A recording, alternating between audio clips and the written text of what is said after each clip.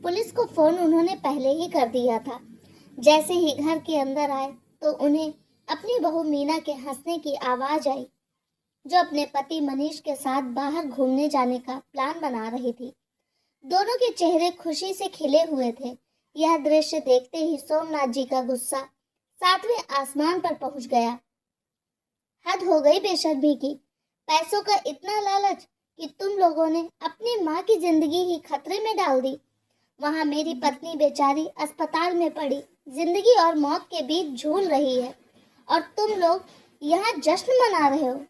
शर्म नहीं आई तुम दोनों को इतनी घिनौनी हरकत करते हुए? अपने ही घर में तुमने चोरी कर ली। सोमनाथ जी की यह बातें सुनकर उनकी बहू मीना बेबाक होकर बोली, अरे बाबूजी, आपको क्या जरूरत पड़ी है इस उम्र में इतना कष्ट झेलने की? आप दोनों की अब उम्र हो चली है और आप इस उम्र में उन पर इतना पैसा पानी की तरह बहाए जा रहे हैं। माँ जी को उनकी हालत पर छोड़ दीजिए और चैन से रहिए, और हमें भी चैन से रहने दीजिए। इतना सुनते ही सोमनाथ जी आग बबूला हो गए और उन्होंने एक जोरदार का तमाचा अपनी बहू के गाल पर जड़ दिया। बाबूजी, आपकी हिम्मत कैसे हुई मेरी पत्नी पर हाथ उठाने की? तभी एक और झन्नाटेदार थप्पड़ की आवाज से पूरा घर गूंज उठा और मनीष अपने गाल पर हाथ रखकर चुपचाप खड़ा हो गया। फिर सोमनाथ जी बोले, क्या इसी दिन के लिए मैंने तुझे पढ़ा लिखा कर बड़ा किया था कि तू अपने माँ बाप को ही खून के आंसू रुलाए?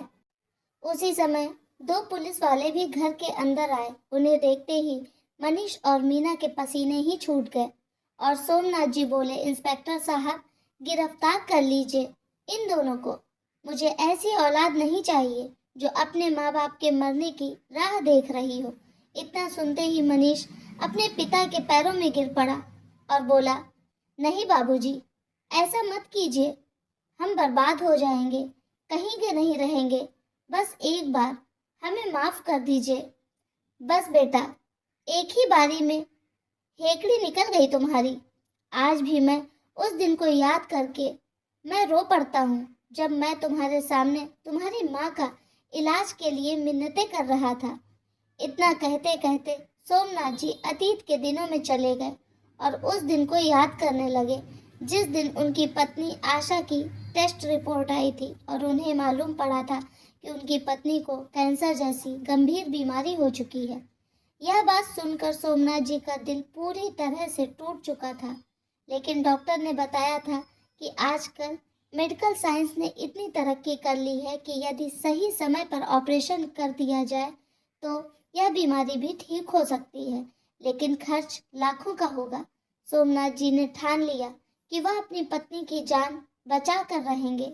जब घर आकर उन्होंने यह बात अपने बेटे को बताई तो उसे भी सदमा लगा। उसने अपने पिता से कहा, बाबूजी, आप चिंता मत कीजिए, हम माँ का अच्छे से अच्छा इलाज करवाएंगे और वह कुछ ही दिनों में बिल्कुल ठीक हो जाएंगी। लेकिन ना जाने रात में बेटे और बहू की आपस में क्या बात हुई कि अगले दिन ही बेटे ने स्पष्ट शब्दों में कह दिया कि माँ की अब उम्र हो चुकी है और उन पर पैसा लगाने का मतलब पैसा बर्बाद करना है, और बर्बाद करने के लिए मेरे पास पैसे नहीं हैं।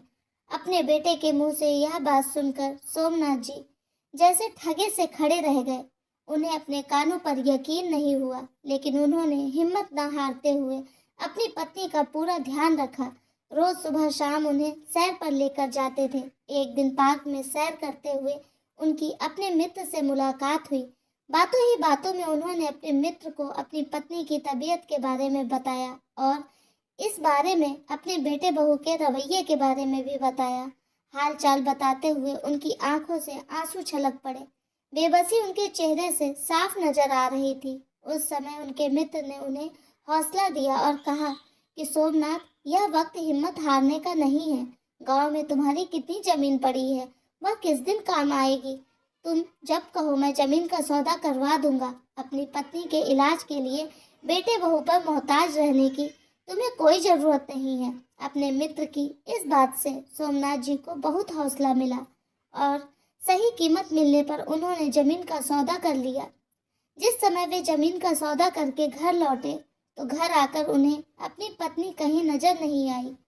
फिर सोमनाथ जी ने अपनी बहू मीना को आवाज लगाई, मीना बहू, पूरा घर छान लिया, लेकिन मुझे तुम्हारी सास कहीं नजर नहीं आ रही, कहीं गई है? फिर मीना ने कहा, अरे बाबूजी, ऐसा भी क्या हो गया? तभी सोमनाथ जी बोले, अरे मैं उसे कहकर गया था कि मैं गांव में सरपंच से मिलने जा रहा हूँ, उसके बाद मुझे बैंक भी जाना है और कुछ कागजात पर तुम्हारे सास के साइन चाहिए थे। अब वह घर में नहीं है, किसी भी बात को गंभीरता पूर्वक लेती ही नहीं, न जाने अब कहाँ कौन सा काम करने चली गई, मेरी बात को अनसुना करके। तभी उनकी बहू मीना बोली, माँ जी तो मंदिर गई हैं, थोड़ी देर पहले ही निकली हैं। लेकिन बाबूजी, आपको कौन से कागजों पर साइन चाहिए माँ जी के, यह तो बताइए। कुछ जरूरी कागजात हैं बहू। ऐसा कहते हुए सोमनाथ जी बोले, यह आशा भी हद करती है, उसे मालूम है कि उसकी तबीयत दिन ब दिन बिगड़ती जा रही है, लेकिन फिर भी मंदिर जाना एक दिन भी नहीं भूलती। अपने हाथों में लिए हुए बैग को अपने सीने से चिपकाते हुए सोमनाथ जी बोले, अगर आज काम नहीं हुआ तो फिर बात अगले हफ्ते तक टल जाएगी। तभी मीना की नज़र उनके बैग पर गई और बोली, वैसे बाबूजी, आपने बताया नहीं कि आप बैंक क्यों जा रहे थे? फिर सोमनाथ जी बोले, कुछ नहीं बहू, कुछ जरूरी काम था। तभी दरवाजे पर कोरियर आया तो मीना कोरियर लेने चली गई, परंतु सारे काम करते हुए भी उसका ध्यान अपने ससुर के बैग पर बराबर बना हुआ था। कोरियर अपने कमरे में रखकर मीना ने अपने सास ससुर के कमरे में झांका तो देखा उसके ससुर सोमनाथ जी कुछ ढूंढ रहे थे। उनके चेहरे पर परेशानी दिख रही थी। मीना बिना दस्तक के ही कमरे में घुस गई और बोली, देखिए ना बाबूजी, सासू माँ को अपनी तबीयत की चिंता ही नहीं है, अभी तक नहीं आई मंदिर से। बहू की आवाज़ सुनते ही सोमनाथ जी ठिठक गए और उनके हाथ से वह बैग नीचे गिर गया। जैसे ही बैग गिरा, उसमें से 500 के नोटों के बंडल निकलकर फर्श पर गिर गए। पैसों की गड्डियां देखते ही मीना की आंखें खुली की खुली रह गई। इतने सारे पैसे! मीना के मुंह से अचानक निकला और फिर सामान्य होती हुई बोली, वैसे बाबूजी, इतना सारा पैसा कहाँ से आया? ये किसके पैसे हैं? तो सोमनाथ जी ने जल्दी से उन पैसों को उठाकर अपने बैग में डाला और उसे बंद करते हुए बोले, वाह बहू, हमारे गांव वाली जो जमीन थी ना, उसी को बेचने के लिए मैं सरपंच के पास गया था। अब वह जमीन बिक गई है तो कुछ पैसे मिल गए हैं। इन्हीं पैसों को जमा करवाने के लिए मुझे बैंक जाना था, लेकिन अलमारी की चाबी मुझे कहीं मिल नहीं रही है। लगता है तुम्हारी सास के पास होगी। उधर मीना की आंखों में तो अभी तक नोटों की गड्डियों की तस्वीर नाच रही थी। वह बोली, बाबूजी, देखो ना, माँ जी तो अभी तक आई नहीं, अब आप कब तक इसे हाथ में रखेंगे? हाँ बहू, यही तो मैंने सोचा था कि इन पैसों को तुरंत बैंक में जमा करवा दूंगा, क्योंकि अगले हफ्ते आशा को अस्पताल में भी तो दिखाना है। अब तो डॉक्टर ने भी कह दिया है कि अगर जल्द से जल्द ऑपरेशन ना करवाया गया तो मामला हाथ से निकल जाएगा। तभी मीना बोली, बाबूजी, वह सब तो ठीक है, लेकिन इन पैसों को कहाँ संभाल कर रखेंगे?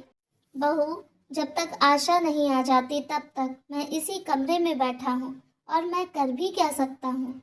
फिर उनकी बहू मीना कहने लगी, अरे बाबूजी, आप मुझ पर इतना भी विश्वास नहीं करते? आप मुझे दीजिए यह पैसे, मैं अलमारी में रख देती हूँ, और यदि विश्वास नहीं है तो अलमारी की चाबी भी लाकर आपको दे देती हूँ। फिर सोमनाथ जी बोले, अरे नहीं बहू, यह तुम कैसी बातें कर रही हो? तुम हमारी बहू हो, तुम पर विश्वास नहीं करेंगे तो किस पर करेंगे? ठीक है, जब तक आशा नहीं आती तब तक इसे तुम अपने पास रखो। इतना सुनते ही मीना के चेहरे पर ऐसी खुशी आ गई मानो वह इसी वक्त का कब से इंतजार कर रही थी। मुस्कुराती हुई मीना उस बैग को लेकर अपने कमरे में चली गई। कमरे में जाते ही सबसे पहले उसने पैसों पर एक नज़र दौड़ाई, लेकिन उसकी आंखें फटी की फटी रह गईं। जब उसने देखा कि बैग में पूरे 10 लाख रुपए थे, तो अपनी चालाकी दिखाते हुए उसने उसमें से 2 लाख रुपया निकाल कर अलग रख दिए और बाकी के पैसे बैग में वापस डालकर अलमारी में रख दिए। थोड़ी देर में ही उसकी सास आशा जी आ गई तो मीना बोली, माँ जी, इतना भी कोई समय लगाता है क्या मंदिर में? अरे नहीं बहू, रास्ते में ही मेरी सहेली मिल गई थी तो हाल चाल पूछने बताने में थोड़ा समय लग गया। अच्छा, एक बात बताओ, तुम्हारे ससुर जी आए हैं क्या? हाँ माँ जी, आपको ही कब से ढूंढ रहे थे। अभी अभी बाहर निकले हैं। आप एक काम कीजिए, यह लीजिए मेरी अलमारी की चाबी। मेरी अलमारी में ससुर जी ने अपना बैग रखा है।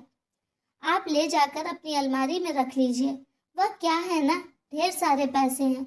कल को इधर उधर हो गए तो आप सब तो मेरा ही नाम लगाएंगे, क्योंकि ससुराल में सबसे पहले शक तो बहू पर ही जाता है।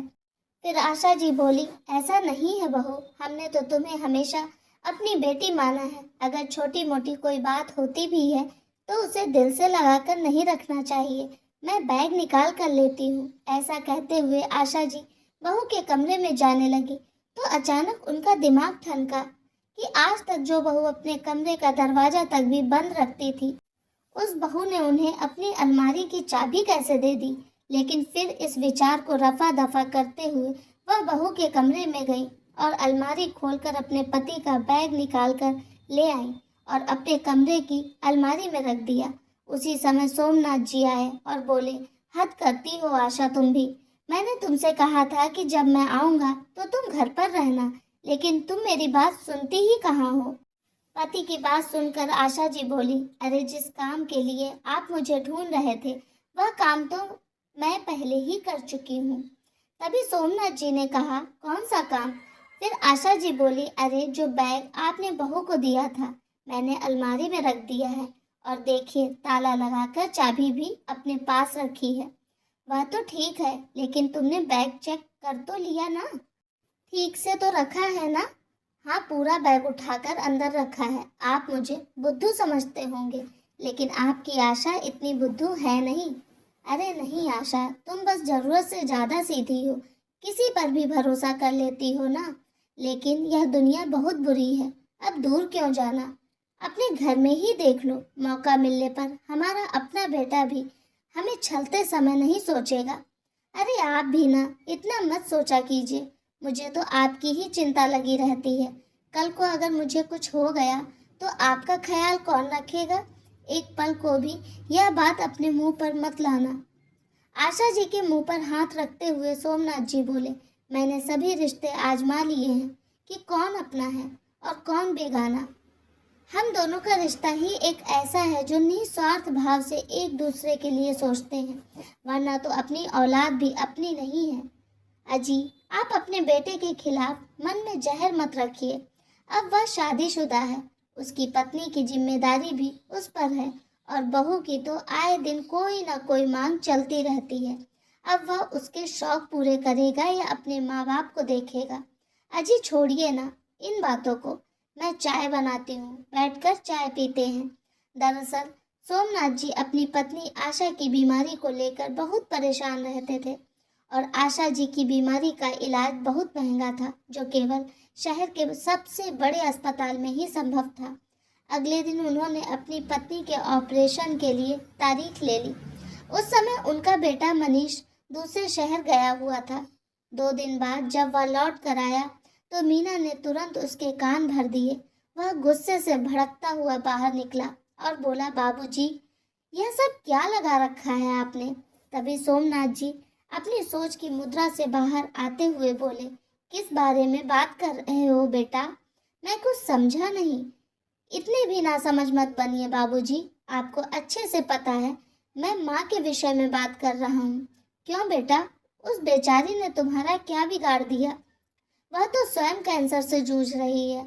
हाँ, मैं सब जानता हूँ, लेकिन आपको शायद समझ नहीं आ रहा। पहले ही माँ के इलाज के लिए आप गहने बेच चुके हैं, और अब अपने गांव की जमीन भी बेच दी, और मुझसे पूछना तक भी जरूरी नहीं समझा। मेरी सलाह भी आपके लिए कोई मायने नहीं रखती। फिर सोमनाथ जी बोले, अच्छा हुआ तो तुम्हारे सूत्रधारों ने तुम तक खबर पहुंचा दी। अब क्या करूं बेटा, तूने तो अपनी माँ को मरने के लिए छोड़ दिया है, उसकी तो चिंता है नहीं तुझे। दिन रात अपनी पत्नी की फरमाइशें पूरी करने में लगा हुआ है। तभी मनीष बोला, मुझे समझ नहीं आता आखिर आपको हुआ क्या है? मैं क्या आप लोगों का दुश्मन हूँ? लेकिन बेटा, तुम्हारी हरकतों से यह भी नहीं लगता कि तुम्हें अपनी माँ की चिंता है। 1 महीना पहले तुमने 10 लाख की कार खरीदी है, और अभी कुछ दिनों पहले की ही बात है जब तुमने बहू को सोने का हार खरीद कर दिया है, अपने और अपनी पत्नी के शौक पूरे करने के लिए तुम लाखों रुपए खर्च कर सकते हो, लेकिन अपनी माँ के इलाज के लिए नहीं। और रही उस जमीन की बात, तो वह जमीन मैंने अपने खून पसीने से कमाए हुए पैसे से खरीदी थी, और अगर बेच दी तो इसमें मुझे तुमसे पूछने की क्या जरूरत थी। लेकिन बाबूजी, मेरा भी अपना परिवार है, मेरी बीवी बच्चे का कुछ तो सोचिए।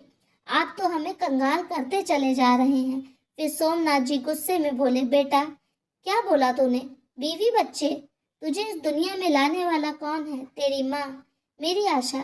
जिस दिन तुझे बुखार होता या तू बीमार हो जाता तो हम दोनों में से कोई खाना नहीं खाता था। पूरी पूरी रात जाग कर तेरी माँ तेरा ख्याल रखती थी, फिर भी उसके चेहरे पर शिकन तक नहीं आती थी। दिन रात तेरी नजरें उतारती थी। बस बाबूजी, इन सब फालतू की बातों में मेरा समय खराब मत कीजिए। कौन सा एहसान कर दिया था आपने मुझ पर? हर माँ बाप अपने बच्चों के लिए करते हैं। तभी सोमनाथ जी आंखों की कोरों से आंसू पोंछते हुए कपकपाती आवाज में बोले, खबरदार, अब एक शब्द भी आगे बोला तो परसों मैं तुम्हारी माँ के इलाज के लिए उसे अस्पताल लेकर जा रहा हूँ, और इस बारे में मुझे किसी की राय नहीं लेनी है। अपने पिता की यह बातें सुनकर मनीष थोड़ी विनम्रता दिखाते हुए बोला, अरे बाबूजी, ऐसी बात नहीं है, लेकिन अगर माँ के इलाज से कुछ पैसे बचे तो वह हमें दे दीजिएगा। दरअसल मैंने अपने दोस्त के साथ पार्टनरशिप में एक बिजनेस शुरू किया है। अगर मुझे पैसे नहीं मिले तो मुझे किसी से कर्ज उठाना पड़ेगा। फिर सोमनाथ जी बोले, अच्छा, मतलब की बात तो मुझे अब समझ में आई। अब बेटा, इतने बड़े अस्पताल में कितना खर्चा होगा यह तो तुम खुद भी सोच सकते हो, और अपने बूढ़े माँ बाप की सहायता करने के बजाय तुम उनसे पैसे मांग रहे हो। शर्म आनी चाहिए तुम्हें। इतना कहकर सोमनाथ जी वहां से चले गए। अगले ही दिन अस्पताल से फोन आ गया कि इलाज के लिए अस्पताल में पैसे जमा करवा दीजिए और मरीज को दाखिल करवा दीजिए। फिर सोमनाथ जी ने अपनी पत्नी से कहा कि हमें कल तुम्हें अस्पताल में दाखिल करना है, इसलिए अस्पताल के लिए कुछ कपड़े रख लेना। जल्दी ही तुम्हारी सारी परेशानियां दूर हो जाएंगी। फिर आशा जी हंसते हुए बोली, हम दोनों अपनी जिंदगी के अंतिम पड़ाव पर पहुंच चुके हैं, फिर भी खुद से ज्यादा ख्याल रखते हैं आप मेरा। तो सोमनाथ जी ने कहा, आशा, तुम हो तो मैं हूँ, नहीं तो मैं कुछ भी नहीं। अगर तुम इस घर में नहीं होती ना, तो मुझे यह घर भी अच्छा नहीं लगता। सोमनाथ जी ने पैसों का भरा बैग संभाल कर रख लिया और पति को अस्पताल लेकर जाने लगे। तो अपने बेटे से कहा कि मैं तुम्हारी माँ का इलाज करवाने जा रहा हूँ, क्या तुम चलोगे? तो बहू तपाक से बोली, यह क्या करेंगे वहां जाकर? आप हैं तो माँ जी की देखभाल करने के लिए। उधर बेटे के मुंह से एक शब्द भी नहीं निकला। फिर आशा जी बोली, उन्हें क्यों परेशान करते हैं? आप मेरे साथ हैं तो चिंता किस बात की? चलिए, हम चलते हैं। सोमनाथ जी को अपने बेटे बहू पर गुस्सा बहुत आया, लेकिन वह अपनी पत्नी को परेशान करना नहीं चाहते थे, इसलिए चुपचाप वहां से चले गए। आशा जी को नर्स अंदर लेकर चली गई, जबकि सोमनाथ जी काउंटर पर पैसा जमा करवाने लगे। तभी काउंटर पर बैठे व्यक्ति ने कहा, सोमनाथ जी, आपने तो कहा था कि आप पूरे पैसे जमा करवा रहे हैं, लेकिन यह तो केवल 8 लाख रुपए हैं। ऑपरेशन तो हम लोग शुरू कर रहे हैं, लेकिन बाकी के बचे पैसे आप जल्दी जमा करवा दीजिए। यह बात सुनकर सोमनाथ जी हैरान रह गए कि ऐसे कैसे हो सकता है, उसमें तो पूरे 10 लाख रुपए थे। तभी अकाउंटेंट ने कहा, यदि आपको विश्वास नहीं है तो आप कैमरा चेक कर सकते हैं। तभी सोमनाथ जी एक पल को उस वक्त को याद करने लगे जब उन्होंने अपनी बहू को पैसे दिए थे, और फिर बोले, नहीं नहीं, हमें दूसरे क्या ठगेंगे, यह ठेका तो हमारे अपनों ने ले रखा है, मैं अभी आता हूँ। उधर घर पर उनका बेटा मनीष थोड़ी चिंता में बैठा था। तभी मीना बोली, आप चिंता क्यों करते हैं? अरे, आज तो हमारी जिंदगी की सबसे बड़ी परेशानी खत्म होने वाली है। आपकी माँ का इलाज हो जाएगा तो हम भी घूमने जा पाएंगे। फिर मनीष बोला, पैसों की बहुत ज्यादा तंगी चल रही है, और घूमने पर तो कम से कम 50,000 चाहिए। अगर पैसे होंगे तब तो जाएंगे ना। तभी मीना बोली, अरे, आप मेरा इतना ख्याल रखते हैं और मैं आपका इतना सा बोझ भी कम नहीं कर सकती। अभी रुकिए। ऐसा कहते हुए मीना अंदर चली गई और अपनी अलमारी से पैसा निकाल कर ले आई और नोटों के बंडलों से अपने आप को हवा करती हुई बोली, बस आप मेरी चिंता किया कीजिए, मैं किसी और चिंता को आपके पास फटकने तक नहीं दूंगी। फिर मनीष बोला, तुम्हारे पास इतने सारे पैसे कहाँ से आए? तो मीना ने कहा, अरे आप आम खाए ना, गुठलियां क्यों गिनते हैं? आपकी यही आदत मुझे अच्छी नहीं लगती। तो मनीष बोला, यह बात तो सच है, सबकी चिंता करके मेरा दिमाग खराब हो गया है। अब मुझे किसी से कोई मतलब नहीं, अब तो पक्का हम घूमने चलेंगे। ऐसा कहते हुए दोनों खिलखिलाकर हंस पड़े। उधर से सोमनाथ जी जब घर पहुंचे तो बेटे बहू की बातें सुनकर ताली बजाते हुए बोले, अरे वाह, तुम लोगों ने तो कमाल ही कर दिया। वहां तुम्हारी माँ जिंदगी और मौत से लड़ रही है और तुम दोनों अपने ही घर में पैसा चोरी करके उसी पैसे से घूमने के सपने देख रहे हो। उसी समय अपने पिता के पीछे पुलिस को आया देखकर मनीष और मीना के पसीने छूट गए। तभी मीना कांपती हुई आवाज में बोली, यह क्या कह रहे हैं आप बाबूजी? कुछ सोच समझ कर बात कीजिए। मैंने कौन सी चोरी की है? फिर सोमनाथ जी बोले, ज्यादा भोली मत बनो बहू, इतनी भी ना समझ तुम नहीं हो। जिस दिन तुमने मेरे पैसे संभाल कर रखने की बात कही थी, शक तो मुझे तुम पर उसी दिन हुआ था। फिर मैंने सोचा कि तुम्हारी सास भी तो तुम्हारी माँ जैसी ही है, तुम उसे कोई तकलीफ नहीं आने दोगी, उसके साथ कुछ गलत क्यों करोगी? तभी मनीष बोला, बाबूजी, आपको शर्म नहीं आती? अपनी बहू पर ऐसा इल्जाम लगाते हुए आपके पास क्या सबूत है कि पैसे मीना ने लिए हैं? तो सोमनाथ जी ने तुरंत बता दिया कि मेरे बैग में से 500 रुपए के नोटों के 4 बंडल गायब हैं।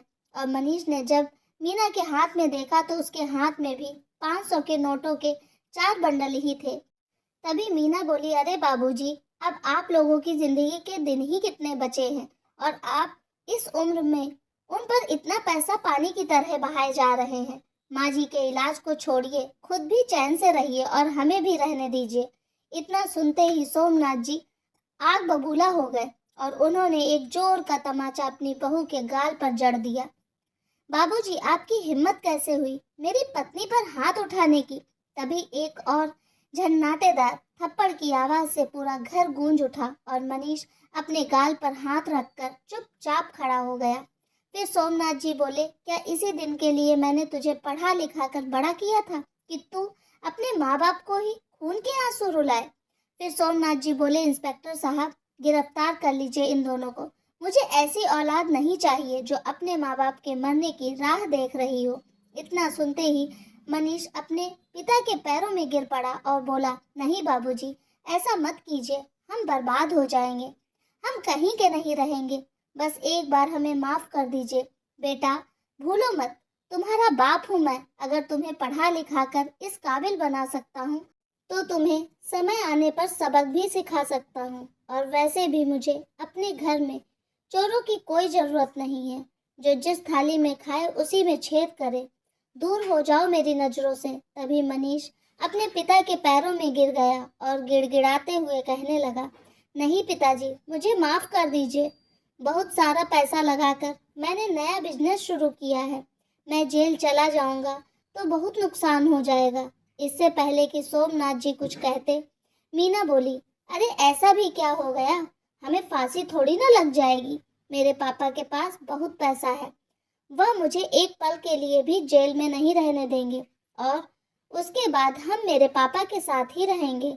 तभी मनीष ने गुस्से में आकर अपनी पत्नी को एक दमदार तमाचा लगाया और बोला, केवल तुम्हारी इन्हीं हरकतों की वजह से आज मुझे यह दिन देखने पड़ रहे हैं और तुम्हारी हरकतों का जिम्मेदार कहीं ना कहीं मैं भी हूँ। आज मैं अपने ही घर में चोर बन बैठा हूँ। सोमनाथ जी ने अपने बेटे को अपनी गलती का पश्चाताप करते देख पुलिस को वापस जाने के लिए कह दिया और फिर उन दोनों से बोले, अब तुम अपने झगड़े सुलझाते रहो और मुझे तो अपनी पत्नी की जान बचानी है। यह पैसा मेरे हवाले करो। तो उनकी बहू मीना ने एक हाथ से अपने गाल को सहलाते हुए दूसरे हाथ से नोटों का बंडल उठाकर अपने ससुर को वापस कर दिया।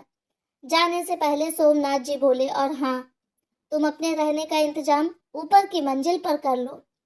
क्योंकि अब मैं अपनी पत्नी के साथ शांति से रहना चाहता हूँ और इस बात पर कोई बहस नहीं होगी। मैं नहीं चाहता कि अब मेरी पत्नी कोई और परेशानी झेले। जिस बेटे को अपनी जान लुटा कर भी हमने पाल पोस कर बड़ा किया, उसने ही अपनी माँ के लिए कुछ नहीं किया, तो अब मुझे ही कठोर कदम उठाना पड़ेगा। इतना कहते हुए सोमनाथ जी वहां से चले गए। तभी मीना बोली, यह बात तो गलत है। आपके बाबूजी ऐसा कैसे कर सकते हैं? फिर मनीष ने कहा, चुप हो जाओ। तुम भूल रही हो, यह घर उनका है। हमें वैसा ही करना पड़ेगा जैसा वह कहते हैं, वरना अपना सामान उठाओ और जाओ यहाँ से। मैं तो यहीं रहूंगा। करीब 1 सप्ताह के बाद आशा जी स्वस्थ होकर घर वापस लौटी। आज उन्हें घर खाली खाली सा लग रहा था। तो जैसे ही उन्होंने इस बारे में अपने पति से पूछा, तो उन्होंने बताया, तुम्हारी बहू की इच्छा ऊपर वाली मंजिल में रहने की थी और मैं भी चाहता हूँ कि अब तुम अपने पुराने शौक पूरे करो।